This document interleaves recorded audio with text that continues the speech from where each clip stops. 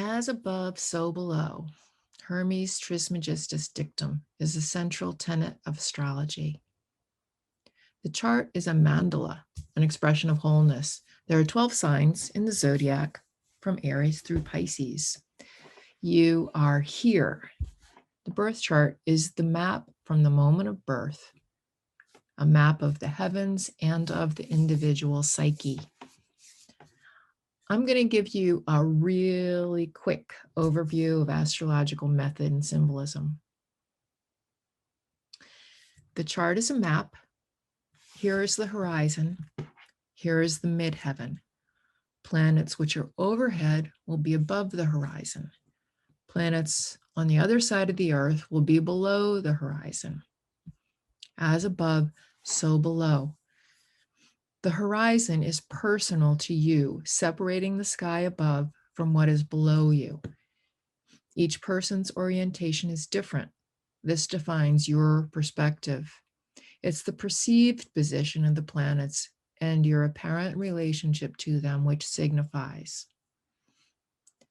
Rising, setting, zenith, nadir. The birth chart is cast from the moment of the first breath. You are here at the center. And this, by the way, is the glyph for Earth. Planets, houses, and signs are the basic building blocks of astrology.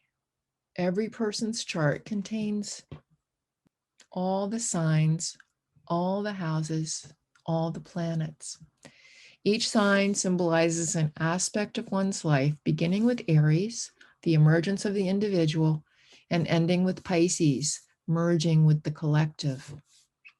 Each planet, house, and sign has many correspondences and a range of expression, a whole set of symbolic meanings, or rulership over a whole sector of life. The planets symbolize archetypal patterns, which correspond with psychological functions or needs. Planets tell us what, the basic psychological functions or drives. Signs tell us how will the planets function? And houses tell us where, the basic areas of experience in life. To use a theatrical metaphor, planets are the actors, signs are their costumes, and houses are the stage set where the scene takes place. What varies from one individual's chart to the next is which signs and planets fall into which houses. The signs are always in the same order. Each sign has 30 degrees, adding up to 360 degrees for the full circle of the zodiac and the full circle of life. The houses are always numbered 1 to 12, beginning at the ascendant, rising sign or horizon line, and moving counterclockwise around the circle. Where the horizon line falls is established by your time and place of birth. This dictates which signs fall into which houses. And then we look at where the planets fall according to their apparent position in the sky at your birth time. And also especially their relationship to the angles of the chart and their angular relationship to one another. A chart points out the themes likely to arise in your life and reveals the areas which will be most challenging to integrate, just as a map helps you to anticipate the more difficult or more pleasant parts of your journey. For instance, oppositions, when planets are 180 degrees apart, are often likely aspects to be projected because they reveal aspects of yourself that hold opposite characteristics. You can begin to see this when you look at the system of elements, earth, air, water, and fire, applied to signs and by their house placement. Signs which are across from one another have opposite characteristics. That doesn't mean, for instance, that Scorpios don't like Taurus, but rather that they express opposite drives. Aries, the assertion of the individual. Libra, balancing relationship. When you have planets in your chart opposed to one another, you're likely to have conflicting drives. For instance, a Saturn-Jupiter opposition, where Saturn is limitation and Jupiter is expansion. One expression of this would be that you have a conflict in wanting to travel, grow, and increase versus a need to focus, concentrate, and work within an existing structure. The path of least resistance is often to own one of these and project the other onto someone else. But on the road to individuation, you need to recognize that these are two important drives within you. You need to find a way to integrate and express both of these in your life, what Jung called holding the tension of the opposites. The goal is to own your whole chart rather than projecting pieces. This is an expression of wholeness, integrity, individuation. In striving for this goal, we realize it's an ongoing process. Transits and cycles, that is, the continuing movement of the planets in the heavens throughout your life, set off natal placements repeatedly, again, via their angular relationship to the placement of the planets in your birth chart. The same themes and instances will recur in different form. In alchemical terms, your chart is an alembic, a vessel. You refine, purify, and transmute the different aspects of yourself which you were born with, and you do it again and again.